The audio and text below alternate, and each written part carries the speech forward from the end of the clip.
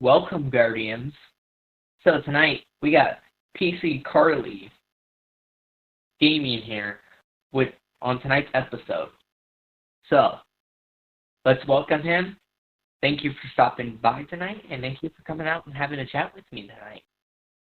Do you have anything you want to say? Hey, how's it going, guys? Appreciate you for having me on, Arc. It's definitely a pleasure. For those of you who, don't know who I am Pcarlylegaming, the extraordinaire, the creator, host of the Last City Radio podcast.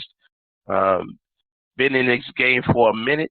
Been doing my thing and having a lot of fun, Destiny for the most part. But again, I appreciate you guys for being. I lost you there. I lost you there for a second. What were you saying? Oh, all right. I'll say it again. I said, my name is Pcarly20. I am Pcarlylegaming from the Last City Radio podcast. Those of you guys who don't know who I am, I host definitely a Destiny Day podcast as well, and we have a great time there, and I'm just happy to be here, man, and I appreciate Arc for having me on, and I appreciate all the viewers for watching. Thank you. Thank you for joining. I really appreciate it. So Absolutely, no doubt. Let's not waste any time, because this guy knows how to run a podcast. Let me just say that right off the bat. So organized. So, when did you start playing Destiny? That's ultimately what we gotta ask first.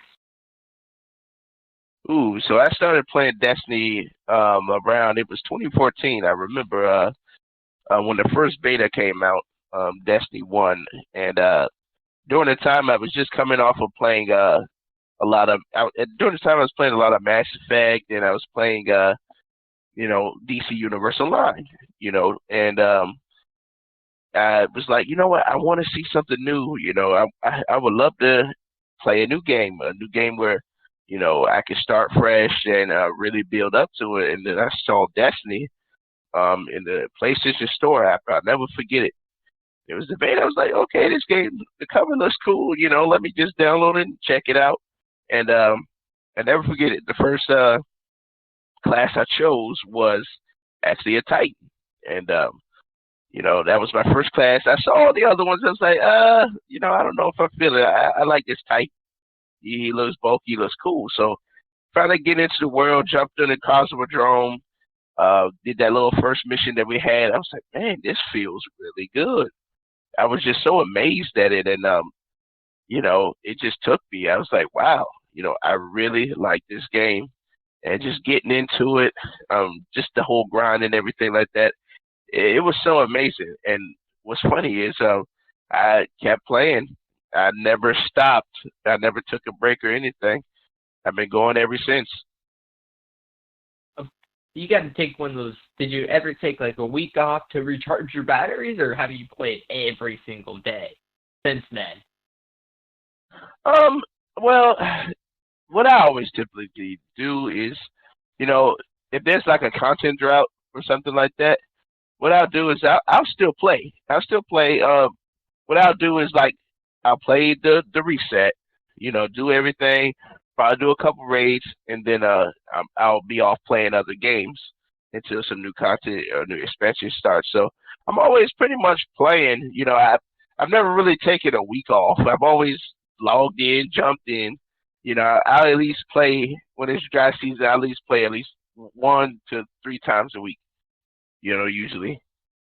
Yeah, sometimes I'll take like a week or two off if like my mental health has got better me a couple times. I take no longer than a month off. Like one time a couple times actually, my mental health got like really shit. And I just disconnected completely for about 2 weeks, and then I came back, got back in.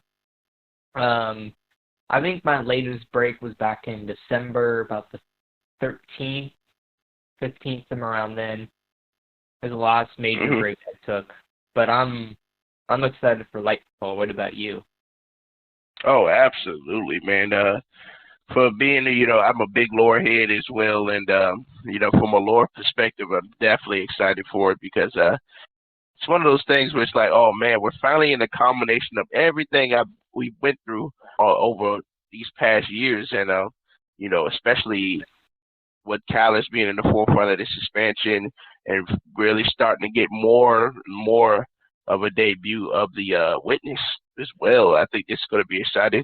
And just Neomuna in general. I mean, shoot, who wouldn't want to go to a cyberpunk-like city, and explore and fight back against the Shadow Legion? So I'm really excited for it for sure. This is kind of like right now we're in the prelude of the Avengers Infinity War with Destiny right now, and I just can't wait to see how things play out because for right now, you know, things are looking really rocky for us right now. So I'm Yep, definitely this excited. could be the end. I'm looking forward to Lightfall too. Have you seen the new trailer today? There was a new trailer got launched. Gotta ask about that Yes. if you have watched Oh it. yeah, definitely. Yeah, man, that trailer was solid. It gave us more in depth of seeing the city, and all the things. I even see. I think they saw like a little arcade that was in there that we was I fighting through. I pointed think that that's out pretty because cool, man. I pointed that out. I'm like, there's the old consoles there. I actually fast forwarded because I actually did a live reaction to it. And there's like little old consoles, and everyone's like, no. I said, yeah, there. And it was just, I enjoyed the trailer. I hope there was a little bit more to it. Just, Yeah, just I agree. I definitely agree. yeah. If you had anything, would you change anything about that trailer? If I was able to change something about the trailer, I think what I would do if I could do that, I would probably change, um, especially because just watching it, there were some like shots in the trailer where it's just like, okay, we get it that it's the environments. Let's see a little bit more action. Let's see a little bit. We'll get a little more snippets of what the Cloud Strider could do. We didn't really get a chance to they didn't really showcase them much. I mean, we know they're in there and everything like that, but they haven't really been putting them out in the forefront like that. And I was like, well, it is their city. We should get more of them. But let's take There was what just a happened. couple little things that we saw in the last trailer. I was like, we could do without. Yeah. The Cloud Stridders. You see him getting ready to punch, and then you see the Vex coming out the window. Well, what happened? Did he throw him out the window and it just shattered? What happened? That's the one thing I would do. Speaking of, Exactly. speaking of the trailer, and speaking of Strand, the new subclass, do you think jumping puzzles are going to be changed to account for Strand? I definitely think that with Strand coming into the game now, um, they're going to up. We know they're definitely going to up the ante when it comes to parkouring. Now that we can kind of swing like Spider-Man and everything like that, they're gonna put some crazy stuff out there to see what we can do now. Because from what I heard in the write-up, it was talking about how much they've updated their engine and they're doing a lot of different things with that. Um, so it's going to be interesting to see like what all they have put in it, and if you can actually tell, they've been updating and adding different little mechanics to the game. Especially if you go to the mission, the Seraph mission, to get the revision 0. You got the dog petting animation, petting that new dog. You got things like just the fall animation now. Yeah, it's cool. It's no longer emote now. You can actually do that, which is cool. Um, there's a lot of things that they're adding into the game that we haven't had, and I think especially with Lightfall, we're gonna see a lot more of that going forward. So as far as extra things in parkour, yeah, I definitely can see that. Yeah, the reason I bring it up is that in one of the trailers, they mentioned what we call Strand, where you can connect to a thunder crashing titan. Yes. And you could do that You can do that, and it will skip jumping puzzles. That's gonna be cool to see how they're gonna update it, because jumping puzzles now you can just fly around, and they may be and fall damage too. Absolutely. Because Yeah. it changes how you can fall, because all you do is grapple back up there. Yeah, and that's the coolest thing about that, the way they did that. I was like, oh man, just imagine what you could do with just the whole strand, man. If you can be able to tether yourself to a thunder crash, man, it's gonna be fun to see all the different tricks people pull out. When it comes to that. And just like Agent Chavez said, salute my man Agent Chavez, He's my in chat co-host. right What's going now. on? Yeah, I was just about to read it.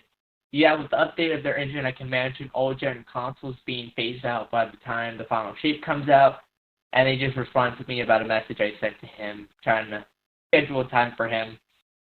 No problem, Agent Chavez. Yeah, I'm thinking it's coming too. They did the same thing with Rise of Iron. Yeah. Yep, he's right.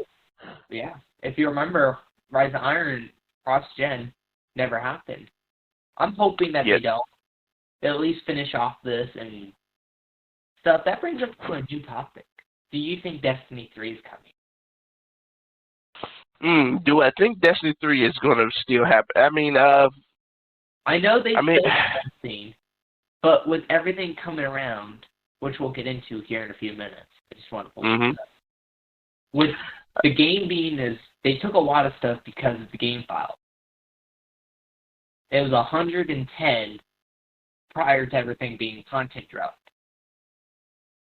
But now it's at 105.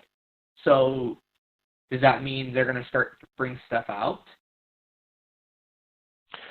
I think what they're trying to do, because I remember somebody was talking. I think was it Chris Proctor or something like that in one of the 12s. He was talking about just the overall thing, because I remember that's always been a big topic. Are we going to get a Destiny 3? When is it going to happen after the final shape?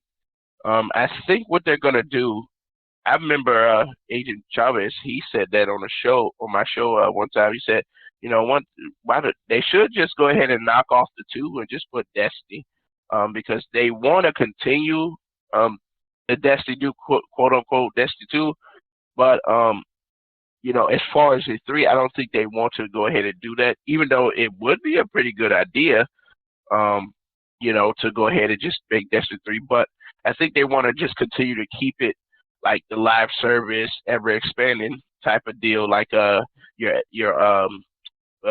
Elder Scrolls Online and stuff like that. So what I'm thinking, because they're updating the engines and everything like that, and I'm almost sure probably around like after Final Shape, they're probably going to go ahead and knock off the old gen consoles, just like they did back in Rise of Iron. That way, it gives them more utilization to their engines to be able to fully maximize it to do a lot of the things that, especially a lot of us wanted to see, especially like being able to fly your aircraft, be able to do different things, have different activities like that. I think they want to get to that point, and in order for them to do that fully, they're going to have to be able to knock off old gen, because old gen's kind of holding us back from the progression, of what Destiny should be, especially in the next generation, where we're in now. So I think that's something that's really a problem with them now, but they're probably going to go ahead and fix where it's going to feel like the next chapter is going to feel like a Destiny 3. You know what I mean? Yeah. It was just a question that I've been getting a lot. And I wanted to hear your opinion on it, because you do have good points. But at the same time, which we're going to get into, it's going to be higher megabytes than what was previously in the game. Yep. So it's like, what was the point of getting rid of that old content and messing and having old dialogue? They took a lot of dialogue out. There used to be 4 different like voice lines for the character, the Exo, Awoken, and stuff. There used to be different dialogue for when you got injured and stuff. Now it's only 2, which we were talking about in the last episode. Mhm. And it's like, why not just make the game bigger and bring back all the old content, but update it instead of bringing it back as these reused areas? Right. Yeah, I mean, it's kind of like one of those things where, like, have you noticed, like, a lot of things that they kind of shoved off back in the Destiny 1 that they had for concepts and different things. They kind of been trying to slowly but surely kind of putting it back into the game, Yep. especially like with the Seems Crows thing and you know, because the thing with like Crow is he was basically a character already before he was Aldrin. He was pretty much the Crow before he became Aldrin, like Kate in the was like supposed Destiny 1 Kate little was trailer cutscene thing, and they was like, okay, we're gonna actually go ahead and utilize that and reform Aldrin into Crow, and we're gonna yeah. do it that way. Yeah, You know, Cade, back in the old storyline and the stuff, Cade was never supposed to be Vanguard. you're right. And it was supposed to be Crow, and you bring up a good point. It looks like they're going back into that. Let's take one of the missions where we visit the Iron Temple again. We're using that area. Absolutely. Yeah, Yeah, and we'll that's get the funny to, thing about that. yeah. Because I do have a couple of things for you coming down the pipe here in a little bit. Yep, Rip Cade, Agent Chavez. I miss my boy. Just because I'm a Titan main doesn't mean I didn't feel for Cade. I feel you. Yeah. With this season, I want to bring up on the season. How did you feel about the season? What were some downsides and positive? I know a few downsides for me was how they reused a lot of information, a lot of reused assets, like the Warmind stations. Mhm. And the new Seraph mission is basically Deepstone Crypt. It's literally like Deepstone Crypt. You can basically go to where Deepstone Crypt was in the mission. Yeah. I would say this. You know, when it comes to this season, there was a lot of things that I really did like. As far as for this being the end of the Witch Queen year season, I would say this. So, if we look at it, let's take a look. Let's take a trip back to the last season of Deepstone of the what was it, Beyond Light, which was Season of the Lost, right? In Season of the Lost, we got a lot of story beats when it came to the build up to Sabbathun. We had a lot of things. Yeah, the activity was starting to feel lackluster. It started to get stale. Going into the Ascendant Plane to get the ley lines and all that type of stuff. There were some good things in there. Of course, we also had the extra 30th anniversary pack that come along with that to kind of give us over the hump. I feel like this time we did get a lot going, like really coming out of this season. We got a lot. We got the dungeon that went live. The exotic pulse rifle that came back to back with it, which was really good. It was pretty cool how they did it. Yeah, it was Deep Stone Cryptish. But what's funny is actually that was actually interesting that they did it like that, and the way they did it, I think it actually helped a lot of new light players too because they learned a lot of those mechanics for Deep Stone Crypt, especially if they haven't done it before. That's their chance to actually do it again. I think Spire, the dungeon, was pretty solid. They did a really good job with that. It was fun going back to Mars and having a good time with that. And I love the Tex Mechanica stuff. That's my deal. And the cowboy stuff, I'm all in. So I thought that was really cool. I think the down would have had they would have put an exotic armor set in there at least, but I guess I can understand they wanted to add an extra exotic gun instead. So my downfall is I feel like Iron Banner it had a lot of potential, but because of the whole bubble thing, controversy thing that kind of spoiled what it could have been and the way they implemented it, I think that was that was kind of a poor choice, being that, the way they capped the zone, it was pretty much you're destined to lose on that one. Yeah. But returning the return of the first Iron Banner armor set, I really liked that. It was very nostalgic. Now, a lot of people, I've heard the answers to a lot of people saying, oh, why did they bring back the share weapons and Aikido's weapons? I'm tired of the reskins. I'm tired of this and that. I understand that. I definitely understand that. And then you have some people who really like it. Like for me, I don't mind it as less and the thing is, the reason why I don't mind it is I really did like a lot of those weapons, and I'm glad they actually updated a lot of those weapons and they brought them back. Because I remember there's a lot of people that say, "Well, man, I wish they would bring back the Black Armory stuff."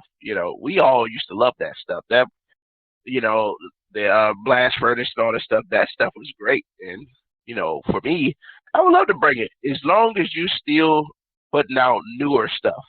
You're putting out stuff that's new. I'm fine with the nostalgia stuff. Now there's some people who's not. So, I can see both sides of the argument when it comes to that. But as far as the season overall, I do feel like from the story perspective, it's not as strong as I was hoping it would be. Especially because we're going to Lightfall next month. The build up to it, it hasn't really hit. I haven't felt the real big undertones of, oh man, Callus is coming. He's about to go to Neomuna. We're not feeling the pressure like we did. But even Season of Lost, we felt the repercussions of what happened when we exercised the Sabathun's worm. And then boom, we jump to the Witch Queen. It just continues on what happened and beforehand, which was a really solid transition. I feel like this transition isn't really solid enough, because it feel like we're building up to Shiva Raph instead of building up to Gallus, So Yeah, which it's like, okay, I still think there's more to the storyline for the season.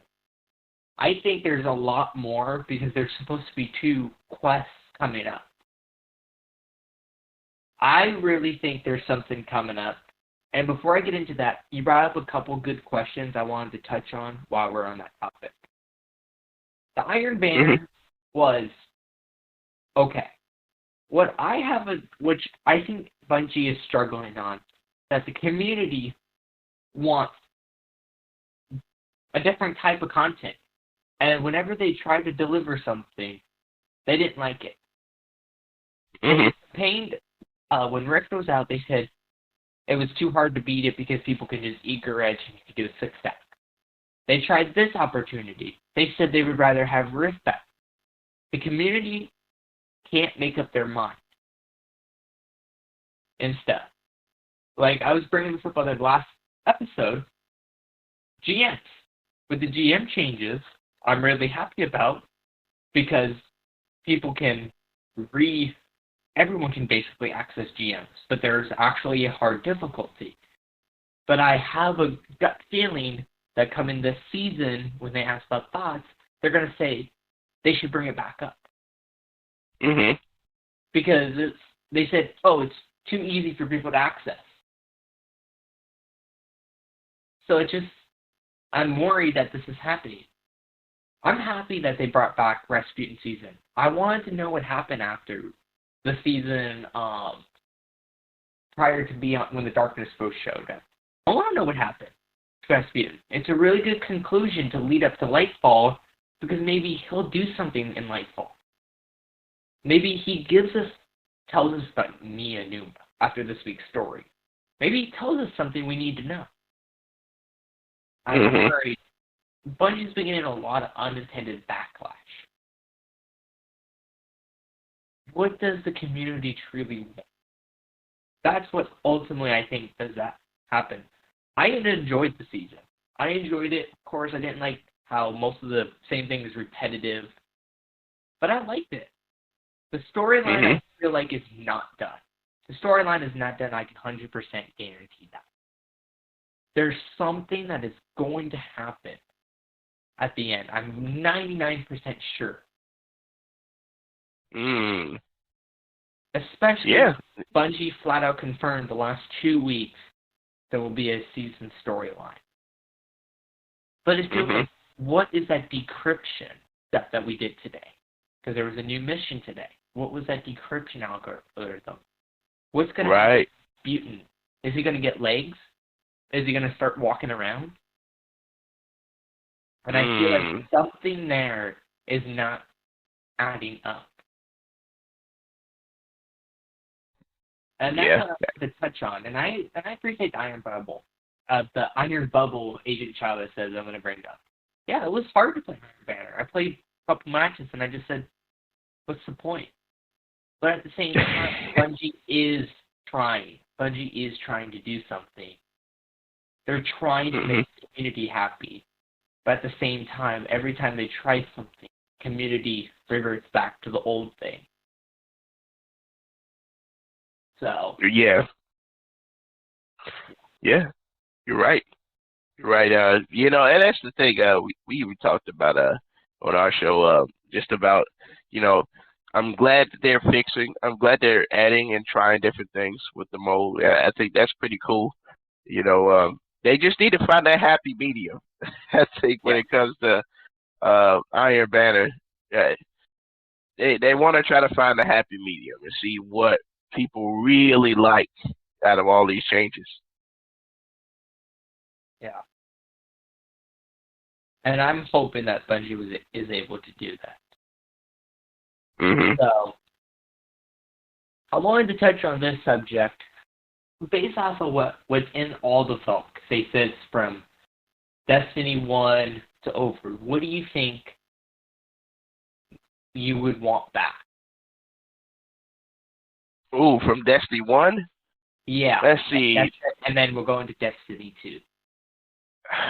I would say with Destiny 1, there were a lot of other maps that I really loved from Destiny 1 that I wish they would bring back as far as PvP is concerned, for sure. Um, yeah, let's see here. There's certain guns that I would love to have back. Um, One of them, which I know they probably not gonna bring back, but I would love to have the Icebreaker back. I would love to have Zen Meteor. Yeah. You remember Yeah, how Zen Meteor is solid. I would love to have the Necrochasm if we can have it back. That was a cool gun. I love that. Let's see. The Invective shotgun. I really love the Invective. I hope they bring that back at some point. Let's see. I do, as far as strikes is concerned. I wish they would bring back the Valor Strike. I thought that was a really cool strike, and not only it was fun, but it was hard at the same time. I think it'll do really well, especially in GMs nowadays. I definitely think that'll be pretty cool. I would love them to bring strike specific loot back. Like the cloaks. That's a big one. Stuff. The cloaks. We don't have any exotic cloaks. Yes, absolutely. I love that. I love that look and the aesthetic of it. Let's see. Strikes. Yep. I love the Ballistard one. I love the Echo Chamber one. They should bring that back. That was pretty cool with the big harpy. That was a really good one. And it was a very unique. That was a very unique strike. I hope they bring that back. That would be cool. Let's see here. I would love for them to bring Prison of the Elders back. I think they could do it in a really well done way, where they can continue to update it. Yeah, they have. They currently have the stuff based on the game in the Warden of Nothing strike. So they would just have to kind of reuse the same area, which is technically what they did. Mhm. And you bring they up could do it. I love those missions and stuff. Yeah, Any me too. raids would you like back inside Destiny 2 from Destiny 1? Yes, any raid from Destiny 2? Destiny 1. Let's start with Destiny 1. Oh, from Destiny 1. Let's see. I do. Well, let's see. I've already got one of my favorites, which is my two favorites came back, which is my Vault and my King's Fall. But I would love to have I would love to definitely have Crotazian back. That was nostalgia for me because Crotazian, that was my second raid I beat in Destiny Destiny 1, so I definitely would love to have that back. Same thing with Wrath of the Machine. I wish Wrath of the Machine would come back. That I think what's probably going to happen is it's either going to be Wrath of the Machine, which I think that's probably what's going to happen this year. They're going to bring back Wrath. I'm definitely counting on it Yeah, for sure. I think they are because, A, that will bring back majority of the raids, and they can use Crota's End as a dungeon. They already said it's not coming back as a raid. Yep. So I think it's going to come back as a dungeon at some point. And then I think so too. I think we're going to start getting used to D2 raids then, starting at the beginning. Yeah. I would really like to see this for a challenge, for like a day one team. Mm-hmm. As the world's first, where you have to do all the old Leviathan raids, all the Levy Spire of the Spire Stars, Eater Worlds, Leviathan. I think there was a couple. Yep. And I would want it to Crown of Sorrow. Want to see that that's a world's first. When you complete all 4 of those on contest mode, then you get world's first. Yeah. And that would be a good world's first. Having to beat all 4 of them. Oh, that would be actually pretty cool. That would take a long time, though. But it would be pretty cool. Maybe make it like a 4-day thing. Or do it in part. Yeah, that'd be awesome. I would love to do that. Yeah. You know, for sure. You know something? Speaking of that, I wish, I actually didn't mind the raid layers, man. I thought that was pretty cool, man. I didn't mind that. I miss Callum. That was actually the first raid I think I completed with one of my friends that we're really close now. That was the first raid we completed together. I still remember I didn't do World's First that day. I attempted it, and I don't think I got it done. I don't remember. But for me, back when we had the Bungie name change, I used to do the alt account strat. And the reason I would do an alt account is day one, people used to ping you constantly, at least in my when I was in streaming time. But I had friends that would ping me constantly. But if I was on alt account, people wouldn't know. And I started this when Val was up. I think it was, Val. When Val was created, I stopped using an alt account after Deepstone Crypt. Because Bungie started cracking down harder on bans and stuff. And it just, I figured it would be a little bit better to do that. It was just to keep people from notifying you, because Do Not Disturb sometimes did not work. Yeah, I remember that. And then if you're in your team and one of them disconnects, you still got a lot of notifications to go through. Too, that was another concern of mine without just saying, do that. Yeah, so that's it. That's what I miss as Levy the most. From D2, what raids do you miss besides? Or is it just the raid layers? Which one do you miss the most? Which raid? From D2, let's see. I do. One of my favorites from the raid layers was Crown of Sorrow. I really do miss that. That was one of my favorites. A lot of people be like, "Why? It was tough." Da da da. I love the toughness of it. I really like the aesthetic of it. I thought it was fun, and that raid came after that raid actually was a part of one of the best seasons that we've ever had, which was Season of Opulence. Menagerie. Uh-huh. I miss Crown of Sorrow. I really liked the hard activity. It was really hard for me. Yeah. It was fun. And then, of course, the Destiny 2 community had to go find the cheese strip with Anarchy. Right. Anarchy. I really do love that. I love that one. It was really good. Because you remember when people you had to get the blessing. Somebody they weren't supposed to have one, and then you had to split the team up. Especially that first room. Everybody was in 3 groups of 2. It was fun, man. I enjoyed that. I still remember boss fight.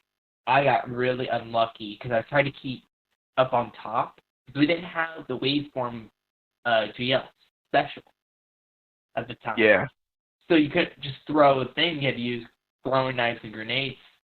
And I remember sitting up on the top, and the crystal spawned right on top of it. Because I was on that little top pillar, and it spawned right on top of it.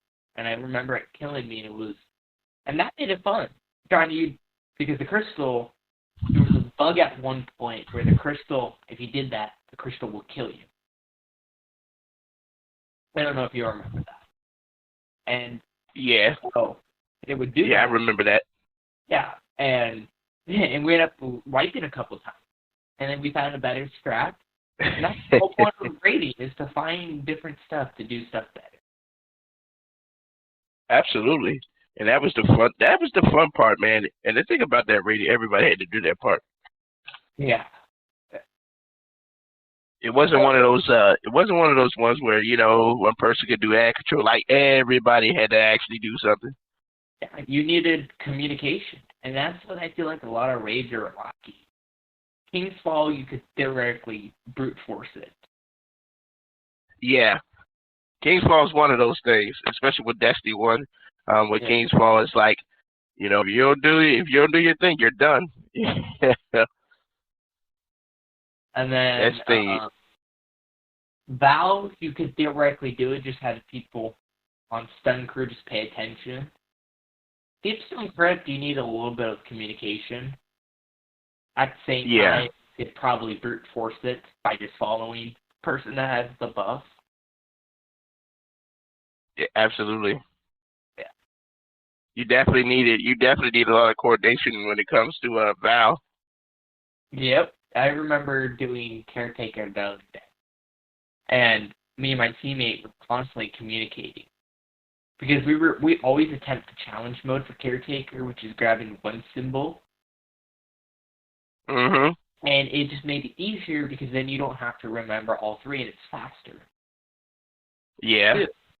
Instead of like, oh, I gotta grab this symbol, let me go back in. It just,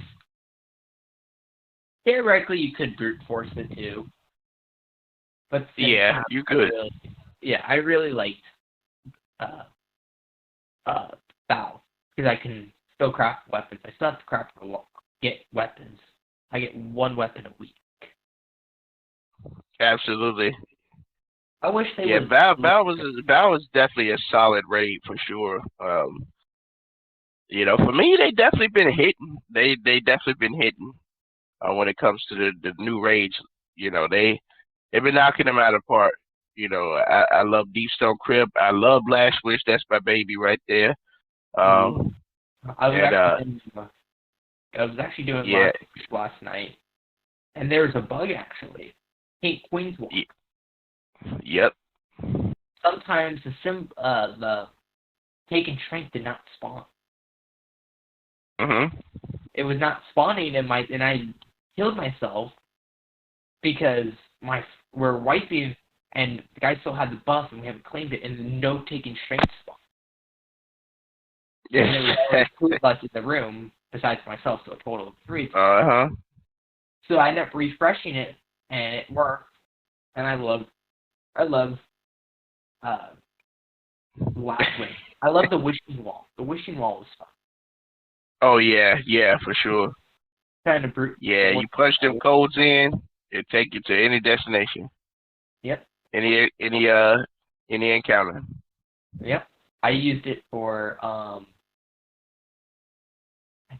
I used it for Riven, the cheat strat. Because you just had to do Queen's Walk and GG's after Riven. Yeah. And it's easier. I like it because then you can take new lights into it and get them used to that mechanic without spending 12 and a half hours. Yep. I think we were in there for about 5 hours last night. Poof, man. Yeah, I know what you mean, bro. I remember when we first was doing it, like running it, we always used to get stuck on Cheryl, and we be in there for like we used to be at Cheryl for hours until we finally beat it. It's crazy. Nothing feels better than finally accomplishing something. There's those plates, man. Yep, got a nut. Here, let me get nut. Everyone is afraid to beam a nut energy.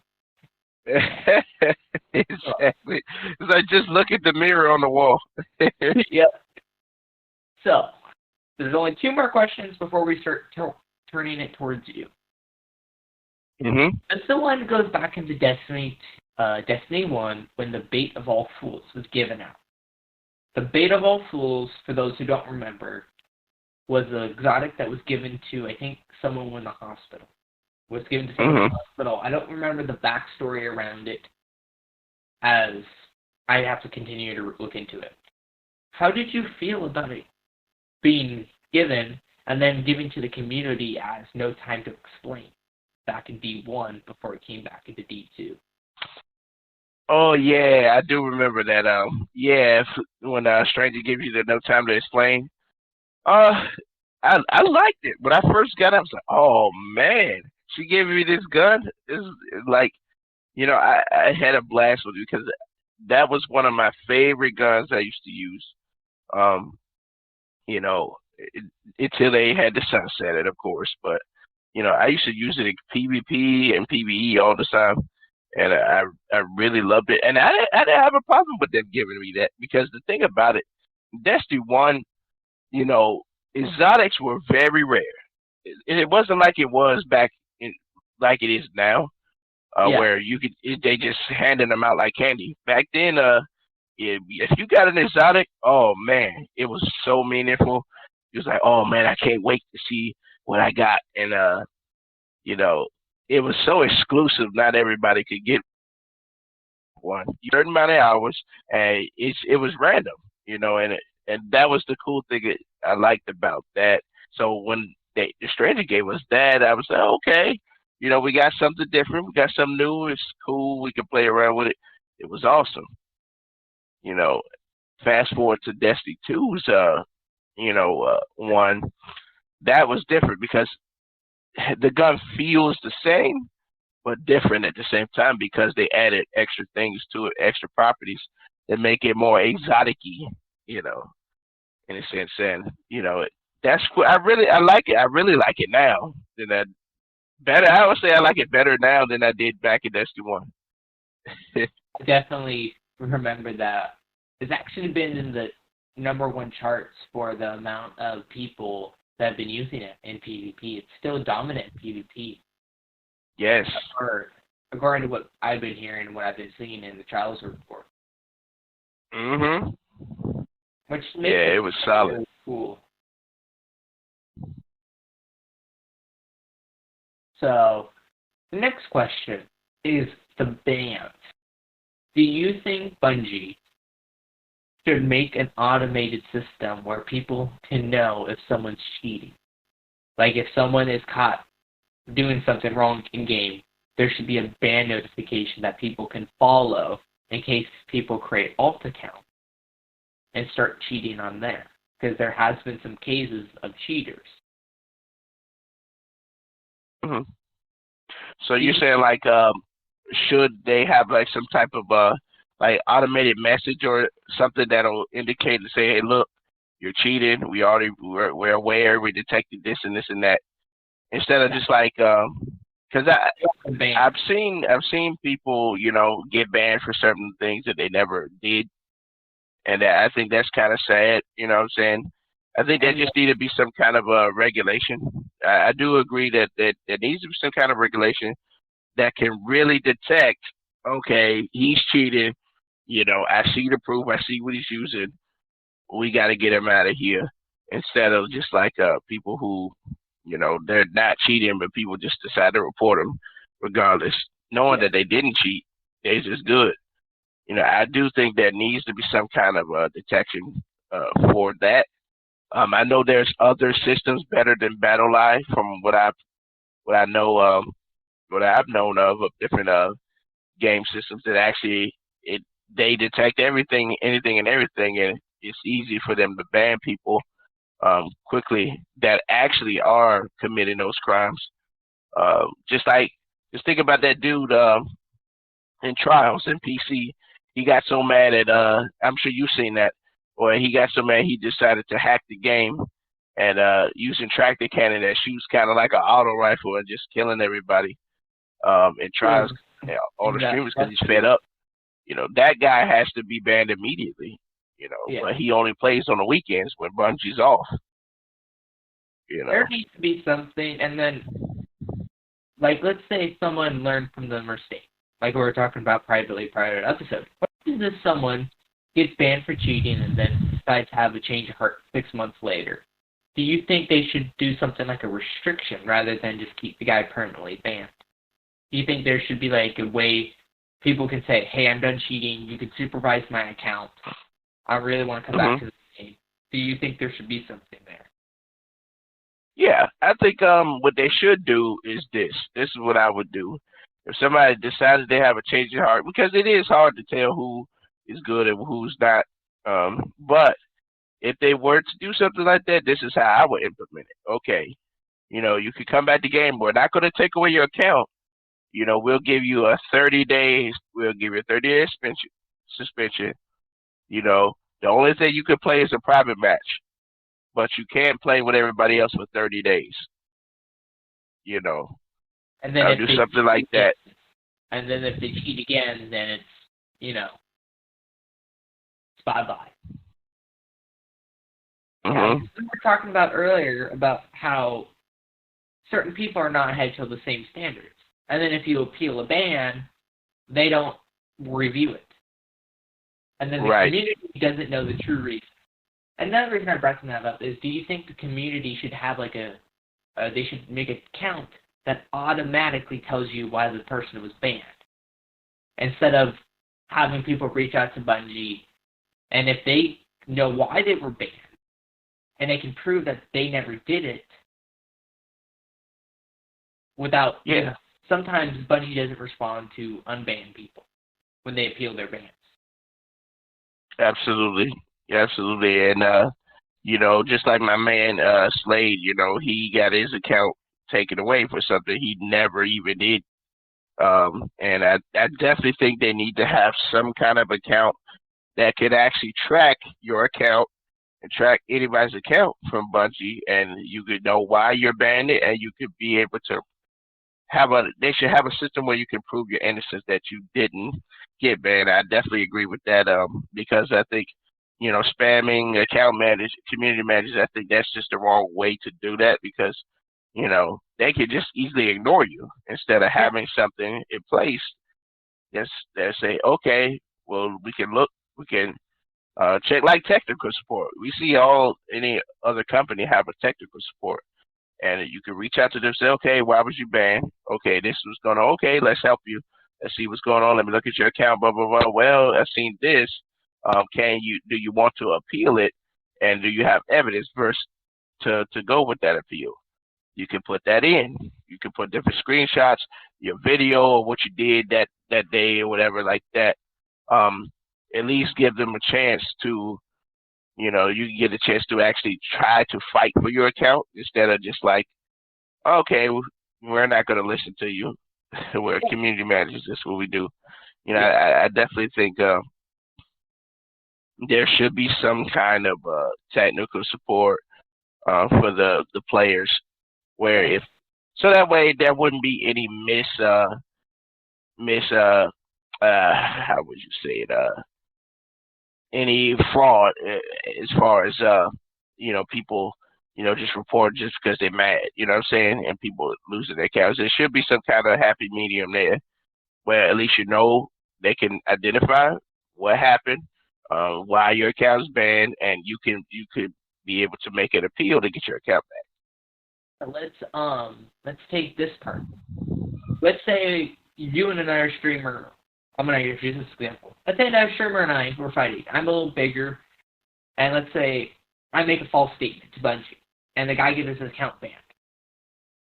And if he has screenshots that I did something wrong and he did nothing wrong, there's no way to give that to him.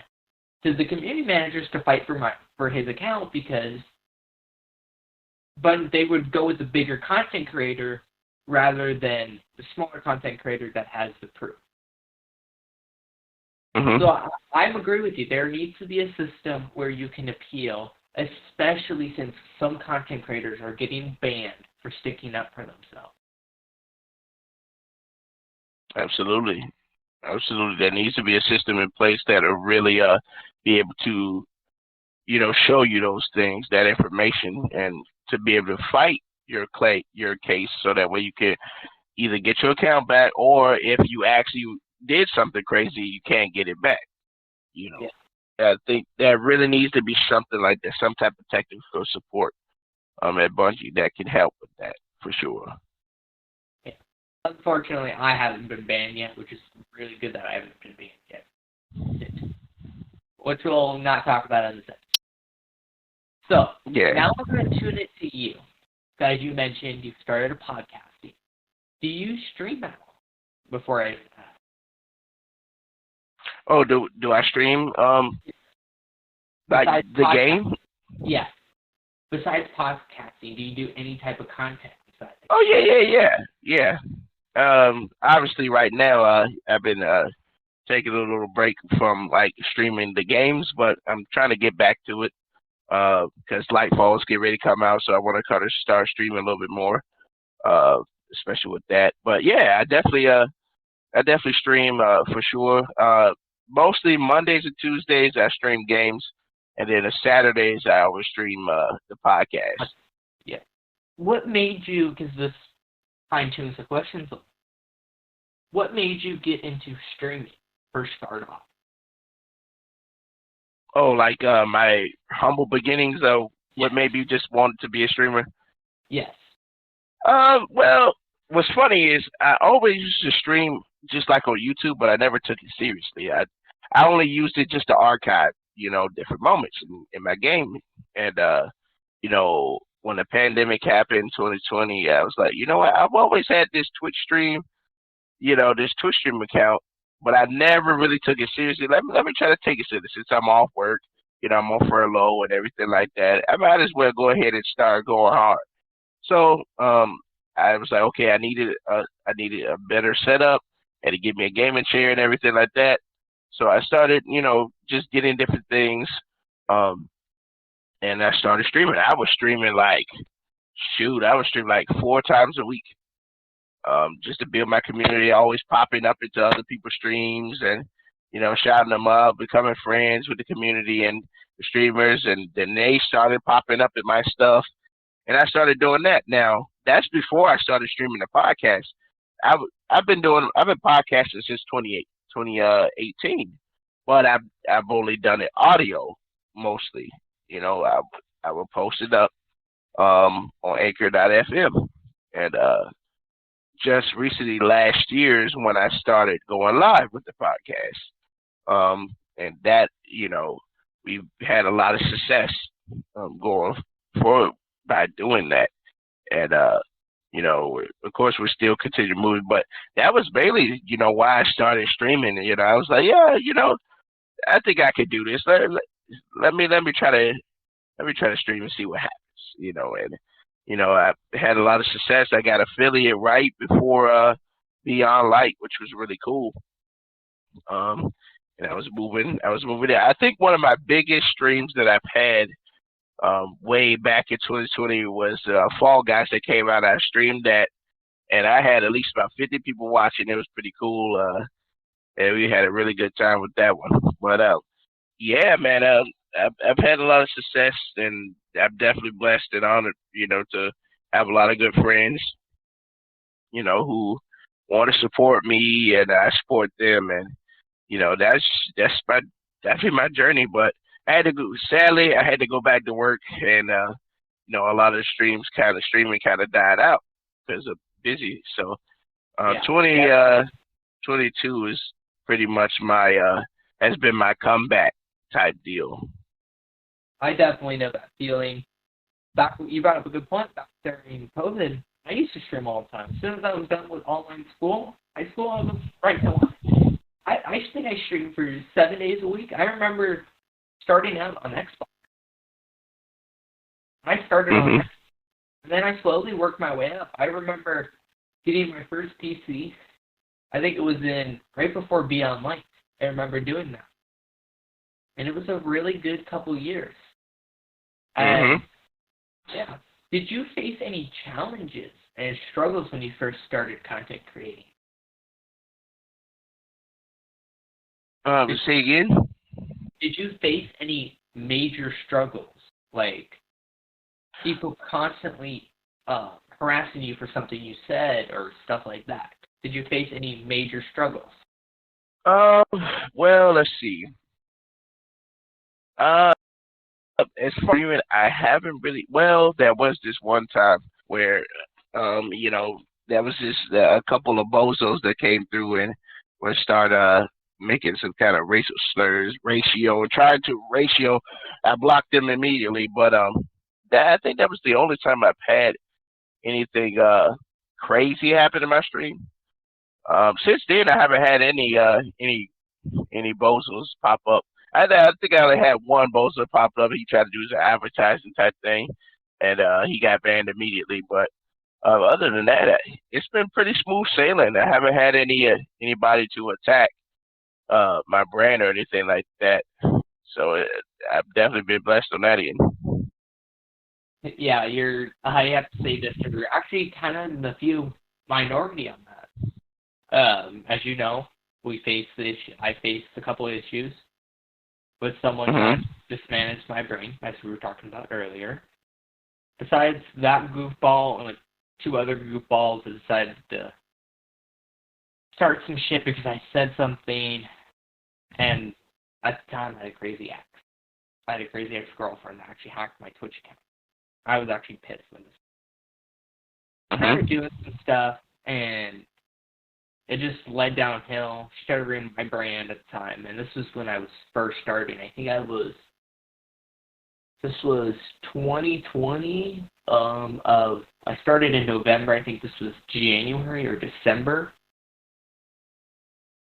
when this first happened.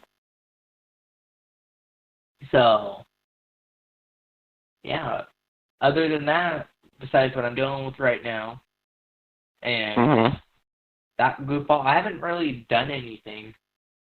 There really hasn't been any struggles I've been facing besides figuring out what I've been doing wrong content-wise. Trying to grow the Twitch and stuff, so other than that, that's the only struggles I'm currently facing. And to answer my own questions, since about both of us, Mhm. I started back in Yeah. 2022. What gave me into streaming is a couple of big streamers started streaming, and it made it look fun. Just going live whenever you can. Gaming made me look cool. I'm not going to give people credit for my start because those people like to take it, even though they may got me into streaming, but I don't give them credit anymore because of how toxic they were. Those two streamers Mhm. that I mentioned, those two goofballs that tried to do something, were two big streamers. Mhm. Therefore, I don't give them credit for my start anymore. They don't deserve that privilege. Mhm. Do you have any questions for me that you would like to ask me?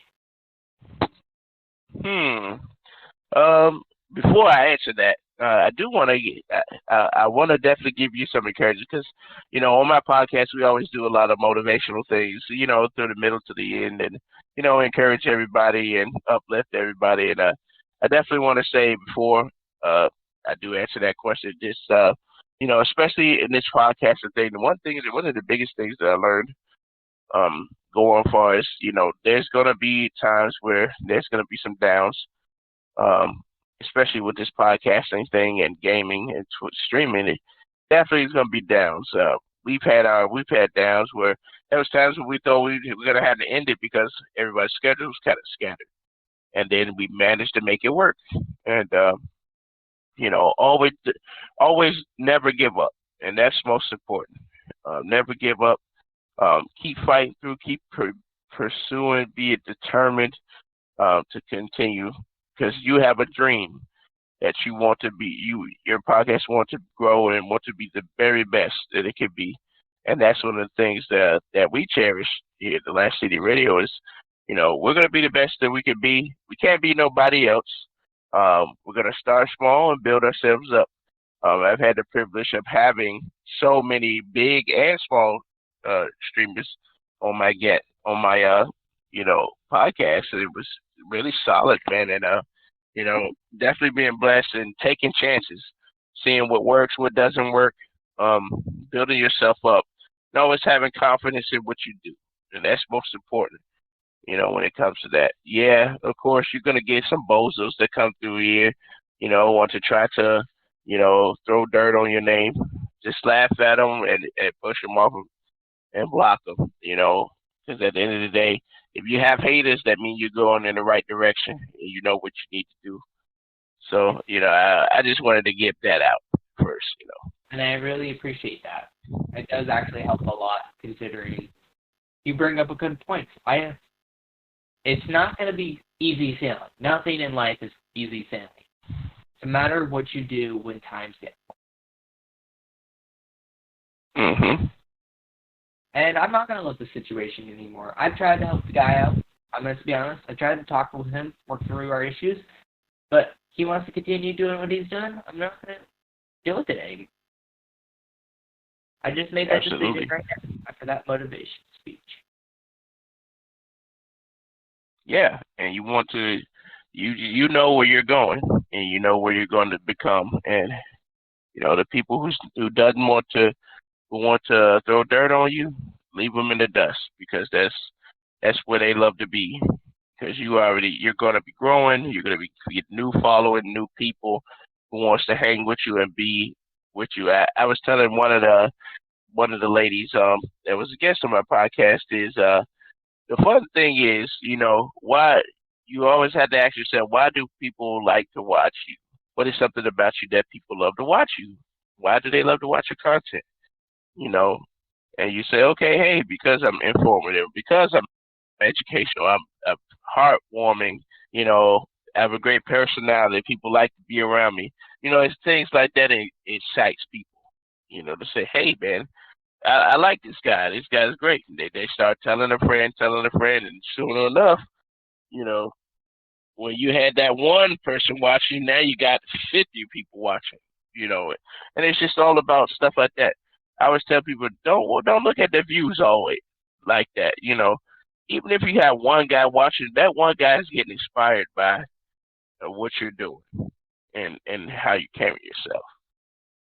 If you could have one person, you're one, watching you every day, you log in and do your thing, that's great, because that's always a step in the right direction. When I first started, I had 0 people watching my stuff, and I just kept going. I'd say, hey, somebody's going to watch it eventually. People going to pop in. Over time, it grew, to the point where I am now. I can jump on my thing and I can have like 10, 12, 20, or 30. I've had that happen. People watching,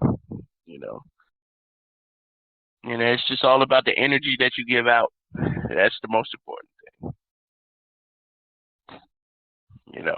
And also, here's another tip too.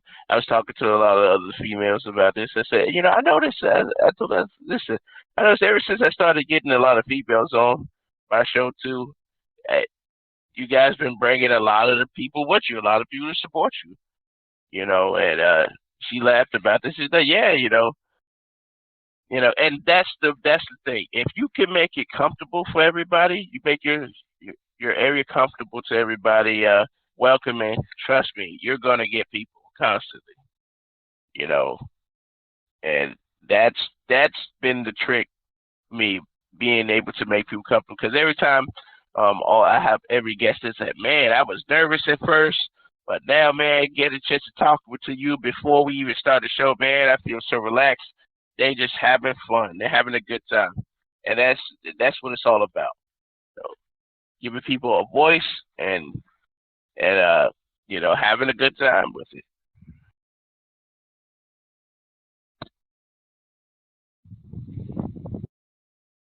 Yeah, thank you so much. Do you have any questions? Oh, I do want to. Yeah, I would love to ask you. How did you start? In the Destiny game, like, where did you start? what was that history like? My brother was playing it. It seemed very cool. I didn't really have the console I had right now and the place I was at right now. And I remember being about 10 years old watching it, and my brother was like, "You want to try it?" I played a little bit on Titan. Then I swapped to playing a little bit more, and then I just kind of liked it and fell around from it. And other than that, I just became a thing. Like I said, I don't take. It's awesome. It's awesome. Yeah, man, I'm telling you, everyone's got they got so many interesting stories of how they came into this game, man. It's crazy.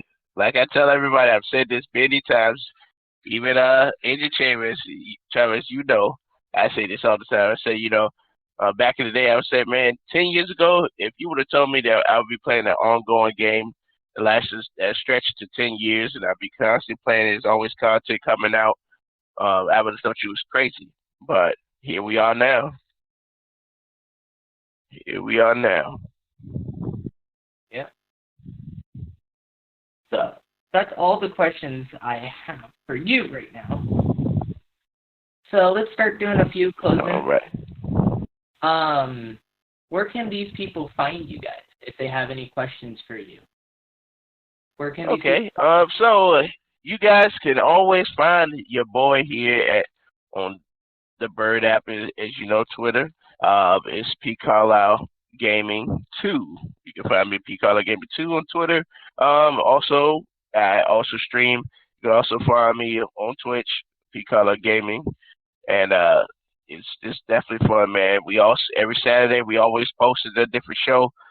We got a big show this Saturday coming up. It's going to be a whole lore panel with a lot of the lore community. It's going to be a great time, for all you guys who are new and haven't really got a chance to really dive into the Destiny lore. This is your time because we're going to cover all things lore when it comes to Destiny. You'll even stretch back to Destiny 1 to kind of recap everybody. So you definitely don't want to miss that show. It's going to be a great special show, a great panel, great people on. It's going to be good. So yeah, definitely tune in. I'm always going to be posting, the dates and everything like that. So you guys can put it in your calendar. It's just going to be a great show. But yeah, you can always find me on those. Pcarlylegaming 2 on Twitter and Pcarlylegaming on Twitch.